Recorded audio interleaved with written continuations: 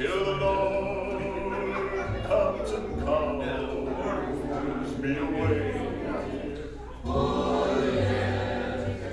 Where the morning's so bright and the lamp is the light, and the night is as fast as the day.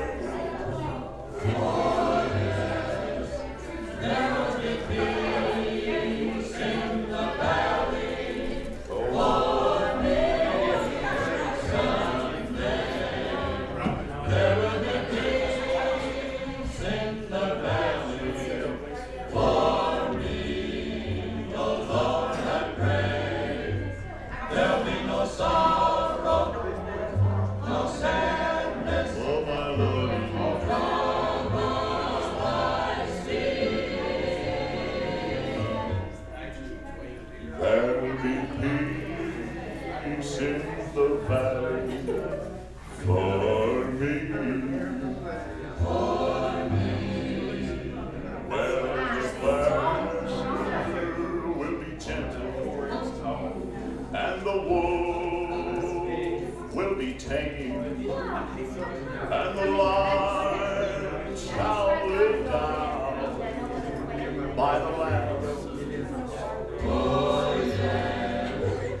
And the peace of the wild shall be led by a child, and I'll be changed from this creature, so that I am.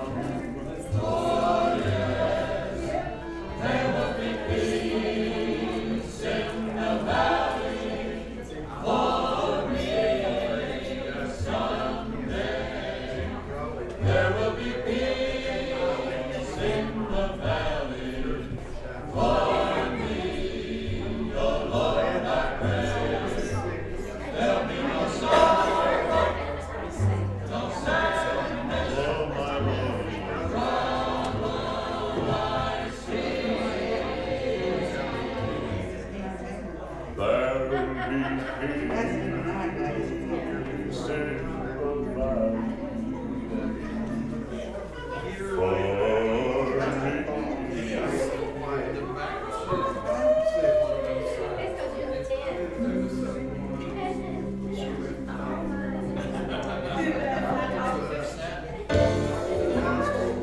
Southern Gospel.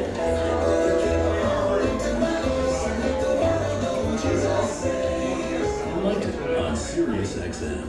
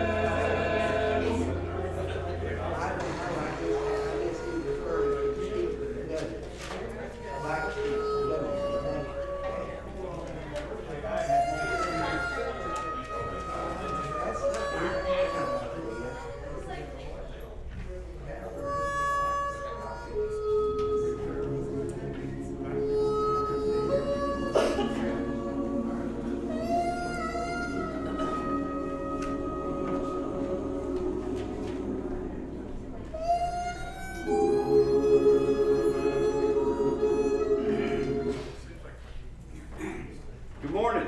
Morning. It's a good place to be on this nice sunny Sabbath day, isn't it? Nice out there this morning.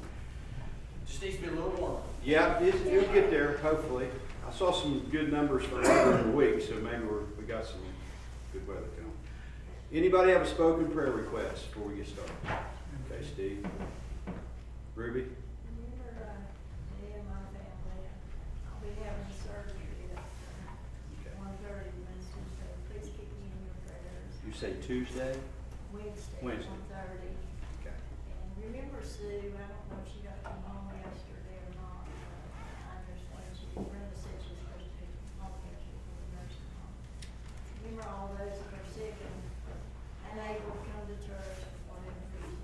Remember, my sister Catherine called and, I know Paul had to have he had to wear a heart monitor. He does have some blockages, but not enough to do surgery yet, so. My sister, like, she's nursing. Yes. Yeah, I'll pray for my family and also the Paul Ellison family. He was my best friend growing up, and still my best friend, but his dad died day before yesterday. I pray for that family. Any others this morning? John? Tim, I'd like to remember my parents today and some good friends of ours from Will Highlander. They had a lovely place away at the Camper family.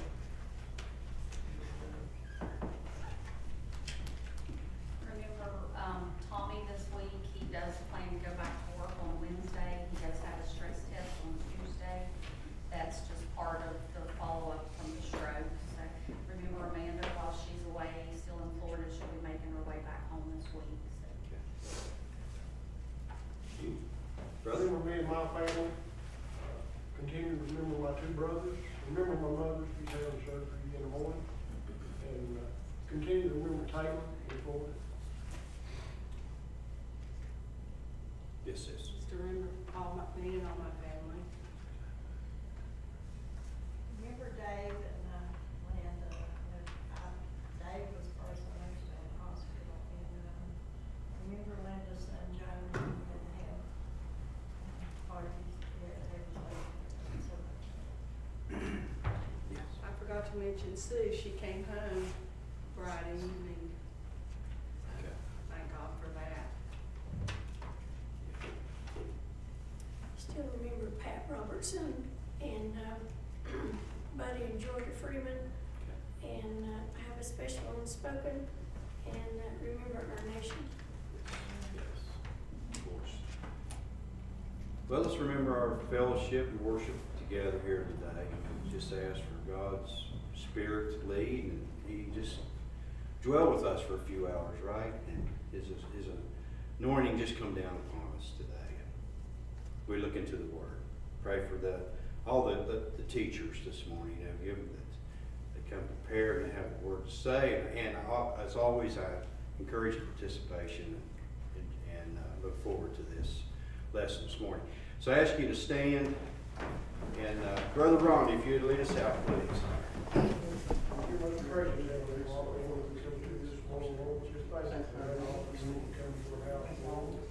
Lord, just ask you to take each and every person, Lord, God, and take care of them, Lord, Lord, we pray for the souls, Lord, we pray for the Tim, we pray for the strong, Lord, we pray for the Lord, just pray that you take your word to our heart, Lord, to make sure our lives, Lord, just ask you to go with us throughout the day, lead guides, all these things we ask in your Son, Jesus, precious and holy name.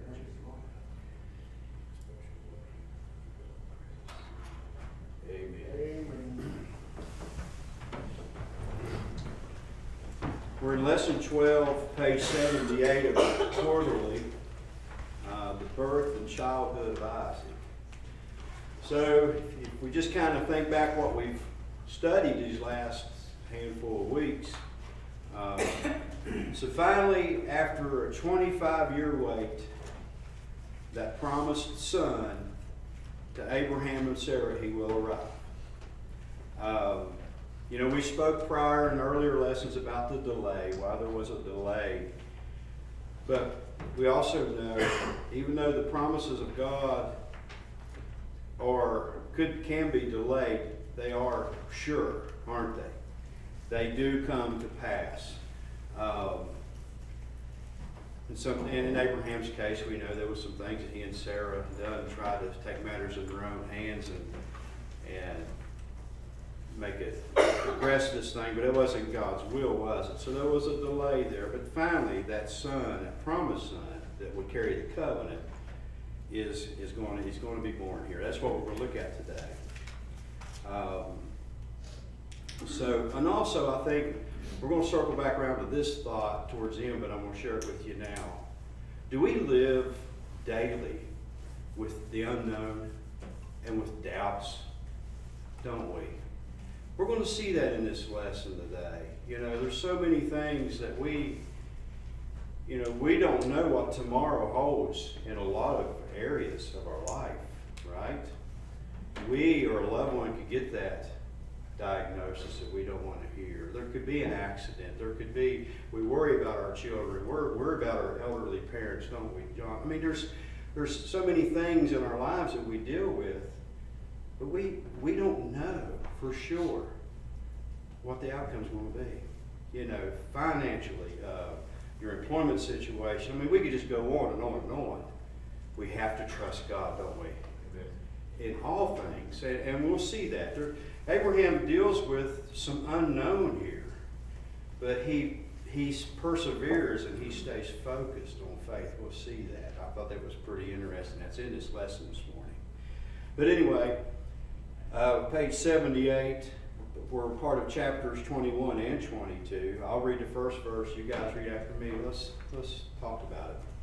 From verse 1 here, it says, "And the Lord visited Sarah as he had said, and the Lord did unto Sarah as he had spoken. For Sarah conceived and bare Abraham a son in his old age, at the same time as God had spoken to him. And Abraham called the name of his son that was born unto him, whom Sarah bare to him, Isaac. And Abraham circumcised his son Isaac being 8 days old, as God had commanded him. And Abraham was 100 years old when his son Isaac was born unto him. And Sarah said, God hath made me to laugh, so that all that hear will laugh with me. And she said, Who would have said unto Abraham that Sarah should have given children suck? For I have borne him a son in his old age. And the child grew and was weaned, and Abraham made a great feast the same day that Isaac was weaned. And it came to pass after these things that God did tempt Abraham, and said unto him, Abraham, and he said, Behold, here I am. And he said, Take now thy son, thine only son Isaac, whom thou lovest, and get thee into the land of Moriah, and offer me there a burnt offering upon one of the mountains. And Abraham rose up early in the morning, and saddled his ass, and took 2 of his young men with him, and Isaac his son, and clave the wood for the burnt offering, and rose up, and went into the place of which God had told him. Then on the 3rd day, Abraham lifted up his eyes, and saw the place afar off. And Abraham said unto his young men, Abide ye here with the ass, and I, the lad, will go yonder and worship, and come again to you. And Abraham took the wood of the burnt offering, and laid it upon Isaac his son. And he took the fire in his hand, and a knife, and they went both of them together. Amen. Okay. So, let's go back up to those first couple of verses here. And it says the Lord visited Sarah. Remember, in her elder age, this was going to take divine intervention, wasn't it, for her to conceive and have this son. And that's why it says in order for her to have this child, absolutely, the Lord visited Sarah. So here we see that divine intervention of God.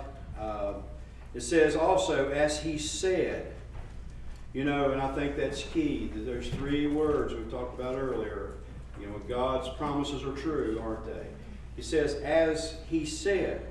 So we talked about it in earlier lessons. It took a while for this to happen, did it? It was a 25-year wait, if you remember back from our earlier lessons. It took a long time, but it happened, as he promised, as he said. So I think that's key. And also, it says, as he had spoken. In verse 1, it mentions those words, as he had spoken. In verse 2, the set time of which God had spoken. So, I think it's important there that we take this from these first two verses. This promise was not fulfilled because of anything Abraham done, right? It was fulfilled because God spoke it. You see that? How many times it's mentioned in the first two verses, those words, as he had said, or as had been spoken. So I think that's important. That just reinforces that assurance that what God says is going to happen, right? When we look at verses 3 through 7, now if anybody has anything to add, I'll just jump in. You know how we do it here. I've got a nice turnout this morning, and we welcome people's comments or feedback. If you got a thought, don't sit on it. Share it with us. But when we look through verses 3 through 7, let's pull some there's some interesting things in these verses. We remember from our earlier lesson, God told him that his son would be named Isaac, right? And sure enough, that's what Abraham does. He names his son Isaac, following God's instruction as God commanded him. Also, I think it's noteworthy from another lesson we had, remember, on circumcision. And what does Abraham do on the 8th day? He circumcised Isaac, didn't he? Again, following the God's instruction, God's requirement that on the 8th day the male child should be circumcised. And I think also, if you read in here, Sarah's pretty jubilant, isn't she? Now, can you imagine what that would be like? Can we imagine that? What was she, 90, I think, at the time? And she has this son. It says, she said, God hath made me to laugh. She is thrilled, isn't she? God has made her laugh. I mean, forget the unbelief. That would make you laugh at 90 years old. Yeah, exactly. Exactly. Right. And he says, and Sarah said in verse 6, God hath made me to laugh so that all that hear will laugh with me. So, this is that, think about all that is here will laugh with me. Okay, these are nomadic people that travel, they've moved around, they've traveled, they have this huge following. They're well-to-do, they have the herds, they have the flocks, they have the servants. So these are not two obscure people. There's a band of people with them, their tribe, if you will. They're jubilant in this as well. They see what's going on here, and they see that what's happened to Sarah, and she says that everyone with me is going to enjoy this as well. There's witnesses to this miracle, not just her, obviously, and Abraham. So the people that are with them, travel with them, they will see this as well, and they're going to share in this joy. That's what she's saying here.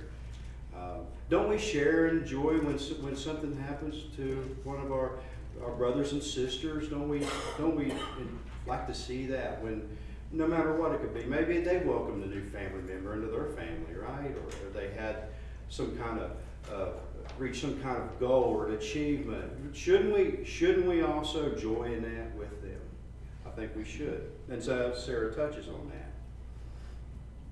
Also, I think it's important here, when we think about the birth of Isaac, we see parallels with the birth of Christ, okay?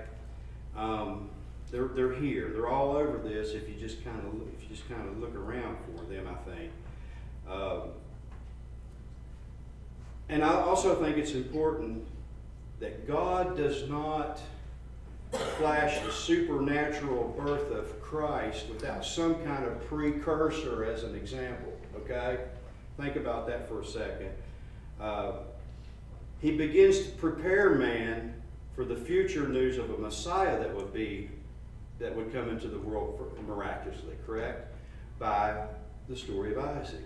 So in some ways you could say Isaac was the precursor to the Christ in that regard as far as a miraculous birth is concerned. So if there's a precedent for it, especially with the Jewish people, whom we know they believe in Isaac, all right, and Abraham, they for sure do. Would this help them to accept the Christ, who would be miraculous? We know that they had problems with that later, but I was just thinking about how Isaac was born from a miraculous conception, was he not, prior to Jesus? Any thoughts on that? The parallels with Messiah to come and Isaac. He Well, always has a plan. He always has a way of trying to show his people Yep. what he's doing, but, you know, not just the Jews, but all people. We're a little thick-headed. yep. Well, when we look at Isaac and Jesus, they were both promised sons, okay? If we go back, we can verify that. Both conceptions were miracles, were they not? Yeah, they were. Both mothers were given this assurance of God's power, God's omnipotence. Both were given names that are rich in meaning before they were born. What else? Both births occurred at God's appointed time. That's it. That's in both accounts. And both births were accompanied by joy. We just read Sarah's joy, didn't we? And how everybody around with her is going to joy in this. Wasn't there joy at Christ's birth? There was, wasn't there? Remember, the angels rejoiced, didn't they? Verse 8, and the child grew and was weaned, and Abraham made a great feast the same day that Isaac was weaned. So, the research I read, I'm going to say he's probably about 3 years old at this point. That was kind of the age when they would be weaned at that time. Weaned from the milk of his mom. And for this occasion, Abraham calls this huge feast for Isaac, for this ceremony that he's been weaned. They're not messing around. And I thought about, maybe it was on Wednesday night. When I read this verse, I thought about Luke. We're talking about the milk and the meat here, right? Isaac has been weaned off the milk here, verse 8. And it caused me to think of, one night Luke had a scripture up on the screen. He said, he was talking about the word, the milk of the word, the meat of the word. He goes, folks, right here is a big, thick steak, And I forget what the verse was, but that stood out to me when I read this verse here. But so let's talk about that for a minute. I don't want to get us off track of our lesson, but let's talk about the milk, and let's talk about the word, how it relates to the milk and the meat. Peter wrote, as newborn babes desire the sincere milk of the word, that you may grow thereby. It's wonderful as a new Christian to desire that milk, isn't it, of the word. And to have that appetite for the milk, if you will. I thought of that when I read this verse in studying. But have I grown up? Have you grown up? Have we been weaned? Are we on the meat yet? I mean, that's just something you need to probably do a self-analysis on, okay? But I thought of that when I read this verse. How are we weaned from the milk? Are we starting to take a little bit of meat in our walk? I thought of that. I didn't mean to take us off course. This has nothing to do with Isaac, obviously, but I thought about that. I guess I did pay attention Wednesday night when I was here. I have a question. When you was talking about, know, you was talking about Jesus. Didn't Gabriel, one of the angels appear unto Mary and Joseph and tell him that the child would be born, God's son would be born? To Was it the Mary. angel Gabriel?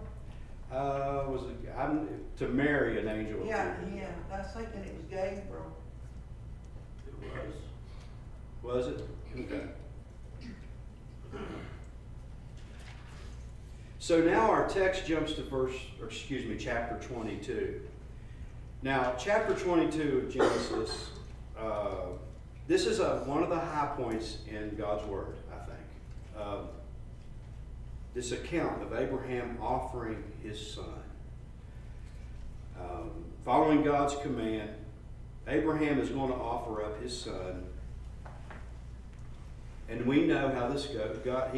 Abraham follows through with this, and at the very last second, God restrains him, doesn't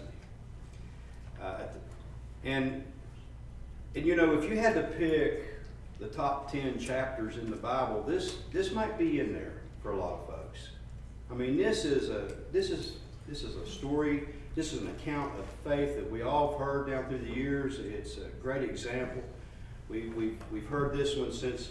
This is one of those ones. Remember in the little. I'll show my age now. I remember the little Sunday school card that had the picture on the front and the story on the back. Remember that? I remember getting the lesson of Abraham from one of those way back when. So this is a great chapter. This is a great lesson, obviously in the Bible, of Genesis 22. This man has demonstrated the ultimate in faith, I think, and obedience. Remember, this is an offspring. He has been told prior that a great nation would come from him, right? This is the son, or the miraculous conception we talked about. The great nation that would come from him. But yet, God's telling him he has to kill him? Now think about that. Wrap your mind around that if you can, just for a minute. He's to be this 25-year wait. We've waited 25 years for this child. Now you're telling me I have to sacrifice him. Think about that. He's to be sacrificed. So here's this supreme test in chapter 22 that's handed now to Abraham. And he passes the test. We're going to see that. He passes that test. And also, this is the 7th time in our study of Abraham. This is the 7th time and the last time that God speaks to him. After this, God didn't require any more of Abraham. This is the ultimate test, and he passed it. It says in verse 1, and it came to pass after these things that God did tempt Abraham. Now, I think we have to, certain words have to be put in the correct context. Does God tempt with evil? No. I think a better word to use here in this context would be test. God tests Abraham. He didn't tempt him. James makes it clear in his writing, in his epistle, that God never tempts with evil. So I think this is a test. Let's use the word test when we think about that. And how does Abraham respond? What does he say? Here I am. Did you catch that? Here I am. Just a great example of how a man or woman of God should react, should respond. Are we this morning, is Tim ready to be taught, ready to be obedient, ready to surrender, ready to be examined by God? Would we be that this morning? Would you be that eager? Here I am. Or would you rather say, God, can you come back tomorrow? I really want to watch the game. I mean, you see what I mean? But no, Abraham says, here I am. I thought that was pretty neat. Abraham sets a good example for us And he said, take now thy son, thine only son. Now notice how God's pulling at his heartstrings here. Thine only son. See that God throws that in there. Whom thou lovest. That means it's getting heavier every time God makes a mention. And get thee into the land of Moriah, and offer him there a burnt offering upon the mountains which I will tell thee of. So God's pulling at those heartstrings. Your only son, the one whom you love. Now we know Abraham had another son, but in God's eyes, Ishmael was not the promised son that carries the covenant on. In God's eyes, Isaac is the only son. So we'll make mention of that just briefly. As far as God's covenant is concerned, Abraham has one son. And also I thought in this verse here in Genesis 22, we just looked at verse 2. I didn't know this until I started studying for this lesson. This is the first mention of love in the Bible. Wow, that's pretty, think about it. The first mention of love is in the same verse where a man's got to sacrifice his son. Does that sound familiar to us? Remember the parallels I said you could draw from Jesus and Isaac? Is that not one there? I thought it made me think about Jesus. There are those similarities with Isaac and Jesus. So imagine what's going on through Abraham's mind. Remember earlier when we was talking prior to this lesson, I said, we deal with the unknown. We deal with things we can't understand constantly. We walk through that daily. But we have to be faithful that He's got us, right? He's in control. Everything's going to be okay. So imagine what's going through Abraham's mind here. There were people at the time here in this region that did practice human sacrifices, okay? And Abraham was familiar with the Canaanites and some of their ways, obviously.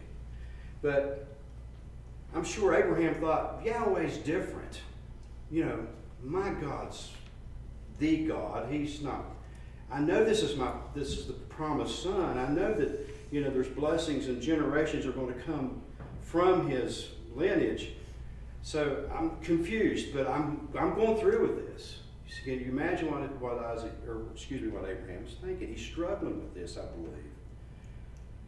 But, you know, think about it. Abraham has followed God now for 50 years at this point. And God's never failed him, has he? You got to think he don't understand, but he doesn't understand why this is happening, but he's going through with it. He's following God's advice, he's doing the duty he's been called to do. He's not questioning. He's going through with it.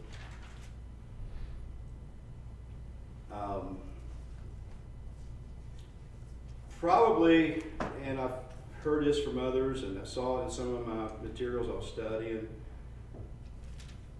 I think Abraham probably felt God would raise him from the dead. You know, I'm going through with this, but this is the promised son. The promise couldn't continue to future generations if he's dead. God promised that. So that's how faithful Abraham was. So just a side note, Mount Moriah, can someone tell me the significance of that location that's mentioned here? Does that ring a bell to anybody? Where would the big temple be built? Solomon's temple be built there. We know it was destroyed, and we know that the Jewish people rebuilt when they were released from captivity. They rebuilt on the same spot again. Yeah, you talking about the temple made me think of Ezekiel. Didn't Ezekiel, that matter, sound like the story once I heard, Ezekiel kind of time traveled, sounded like he found an opening and the way he went through, and he seen all the abominations and filthiness of the world on the wall in the house of Israel, wasn't it? And that's the way it went in? I think, Yeah, all right, now, so I had some old timers years ago in the church a long time ago that tell me that that's where the television is mentioned in the Bible. Really? I heard that in church a long time ago. Wow. So the Romans, the second temple, the Romans destroyed it. And I think the only piece left is a piece of the wall, and that's the Wailing Wall that's there now, and we won't go into all that. But there's going to be a third temple built on this same spot. It's been, again, God's promises are true, right? And Daniel in chapter 9 tells us there'll be a third temple built, and we haven't seen that happen yet, but it will happen. It's on the same location. So anyway, I just thought about Mount Moriah, the significance of that. There was, in the history of God's people, this location does play a role, and a future role as well. So that's a pretty good, interesting piece there. And Abraham rose up early in the morning. Now I wonder, in typical Abraham fashion, he jumps up early in the morning. You know, earlier he said, "Here I am." Well, here he says, early in the morning he rose. I mean, he is locked in. He's being faithful. He's going through with it. He says, verse 3, and he saddled his ass, took 2 of his young men with him, and Isaac his son, and clave the wood, which means split the wood, prepare it, to be burned, for the burnt offering, and rose up and went to the place which God had told him. So, again, in typical Abraham fashion, he's locked in. I got to go through with this. Let's do it. It says he woke up early. I wonder how well he slept. Think about it. He is preparing to sacrifice his son. Maybe he didn't sleep too well. Maybe that's why he woke up early. I don't know. Again, he don't understand this, but he's trusting God. Remember, we talked about that earlier. I think it's a big takeaway from this lesson. We may not understand all this stuff that we have to deal with, but we have to trust him, right? It's a lesson for us. I lack faith and obedience because I don't understand it all. I know I do. I'm weak there. So Abraham is setting a good example for us that we should trust always. And I also thought too, this is a wealthy man, okay? And notice he saddled up his own donkey. He split the wood himself.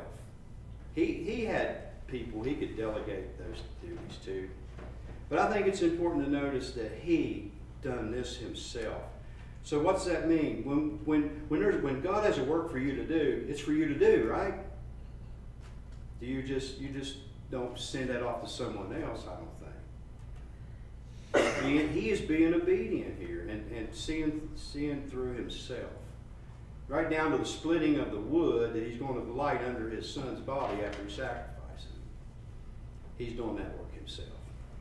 So he personally sees to it. I thought that was another, again, more signs of obedience here, right? Any thoughts so far? I've been saying a lot, no one said a lot. I forgot to tell you something. You know, when I was talking about the hole in the wall, that was also referred to as the hole in the wall Ezekiel saw. Okay. I just thought I'd share it with you. Okay. I got something. What stands out a lot to me is, God said, "Hey, Abraham," and he said, "Here I am." That's the easy part, right? Like God said, "Hey, Clayton," and say, "Here I am." But then he asked what he asked of him. And what sticks out to me is Abraham didn't beg, he didn't barter, he didn't plead. He got up early the next morning, he did exactly what God asked. It wasn't wake up halfway through the night, "Hey, you sure you ain't got something different for me, How about, can we try this next week maybe? Sure you don't want to reconsider?" He didn't do none of that, he got on his horse, he saddled up his donkeys, and he set out to do what God asked of him. And that to me is like a true example of faith, you know what I mean? Yeah. And it's easy for me to sit right here in the pew and say, "Well, I've done the same thing," but would you? That's You right. know what I mean? Because that would be a rough decision. He didn't ask any questions or have any qualms. He just did what God asked. True faith comes with action, doesn't it? That's true faith. And what a great example Abraham gives us there. In verse 4, it says, "Then on the third day, Abraham lifted up his eyes and he saw the place afar off." So it takes Abraham 3 days to get to this place. Did you catch that? It takes him 3 days. Can you imagine what he's wrestling with in his mind for those 3 days? You know, he's being obedient, but he has to also be thinking, this is heavy. This is weighing on him. You know it is. But he's probably thought it over a lot, what God is asking him to do. "And Abraham said unto the young men, Abide here with the ass, and I and the lad will go yonder and worship and come again to you." So Abraham tells the young men there with him, now here's another sign of faith. We'll be back. Did you catch that? He goes, stay here with the donkey. Me and my son are going to go worship, but we're going to come back to you. He tells his men there. They're going to go up on the mountain and worship. I thought that was, again, showing that faith, that confidence that Abraham shows there. And again, I mentioned it earlier. Abraham has been told that, by God that Isaac was that son that would carry the blessing of God's people. So therefore, Abraham has to feel that God will raise him from the dead. And we will continue to be a part of God's plan, moving forward. Because if Isaac dies, there is no descendants, right? So I go back to that. I've mentioned it a couple of times, but I think it's key. It's got to be what's kept Abraham faithful. That mention of the promised generations to come through Isaac. "And Abraham took the wood of the burnt offering and laid it upon Isaac his son, and he took the fire in his hand and a knife, and they went both of them together." So when I read this, I'm going back to some more comparisons with Christ. Notice here, Isaac carries the wood for the offering. Did Christ carry his own cross? He did, didn't he? Again, further demonstration of faith. Abraham takes the tools he needs with him. He takes the knife, he takes the fire. It's mentioned here. He didn't forget anything, did he? He was prepared. He's going through with this. No excuses. I'm being obedient to the end here. He takes the fire and the knife. Now, it's not in our text, but we know what happens, okay? We know that verse 10, not in our text, Abraham stretched forth his hand, took the knife to slay his son. Verses 11 and 12, I've condensed it some. "The angel of the Lord caused him to stop. Lay not thy hand upon the lad. Now I know thou fearest God, seeing thou hast not withheld thy only son from me." That's we all know that God intervenes at the last second before Abraham's got the knife back, ready to go through with it. So, You wonder what Isaac's thinking. yeah. And we're going to talk about that, sis. Good point. You're right. You're on a thought that's in my takeaways here. Brother, you had something to add?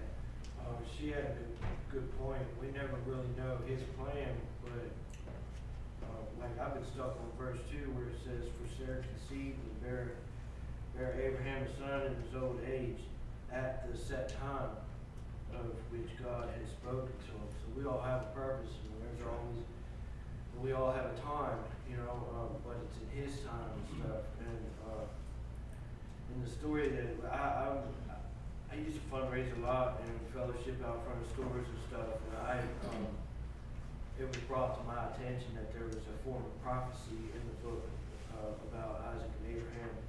There was still a sacrifice, which was the Lamb of God that was caught in the thickets, the crown of thorns and stuff. So that was pretty good.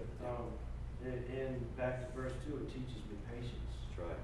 know, because I just have to believe and know, even though it might be uncomfortable for someone, you know, for me to believe and step out in faith and stuff, I just have to know that everything's gonna turn out good. That's right.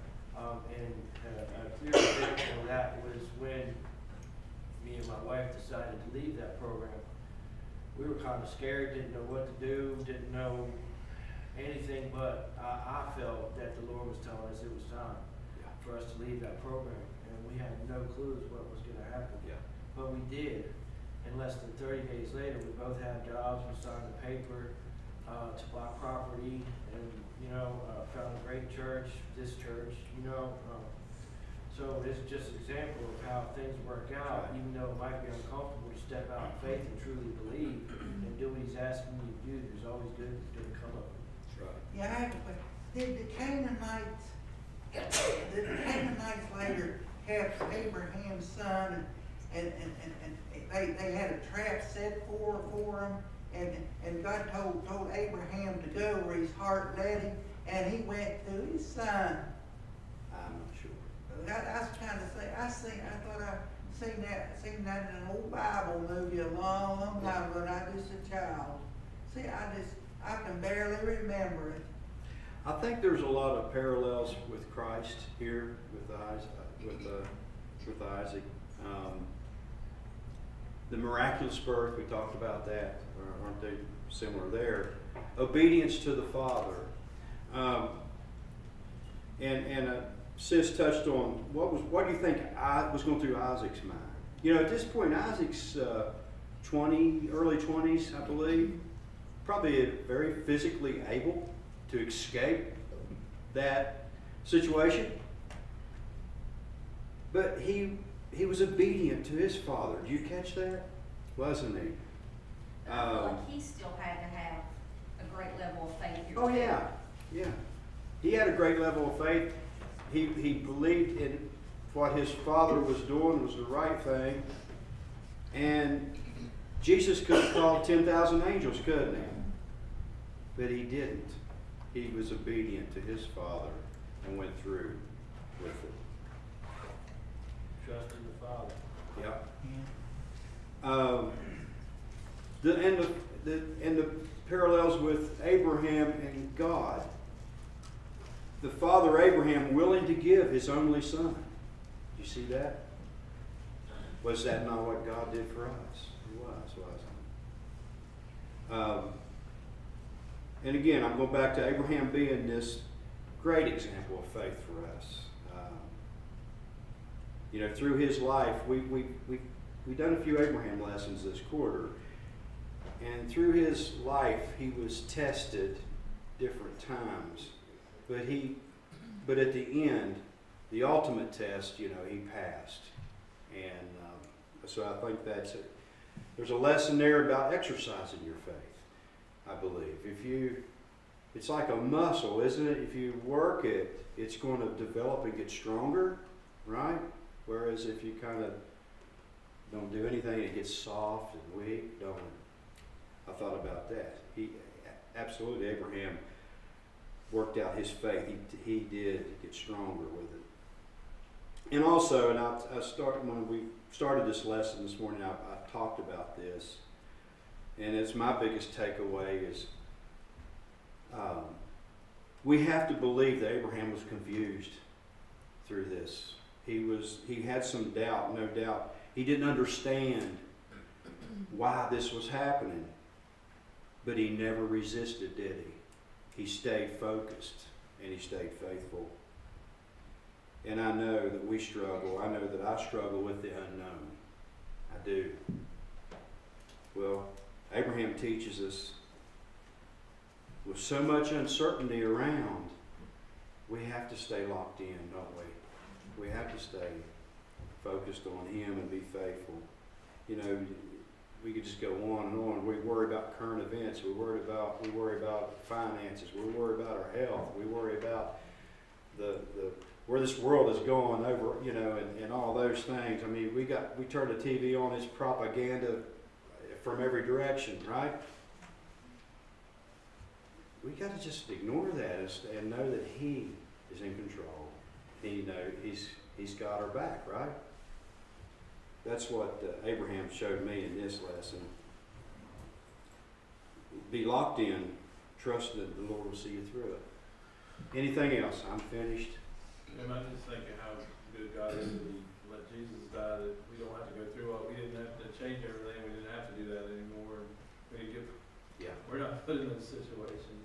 good But I think point. a lot of us, I think we would fail in many, many ways.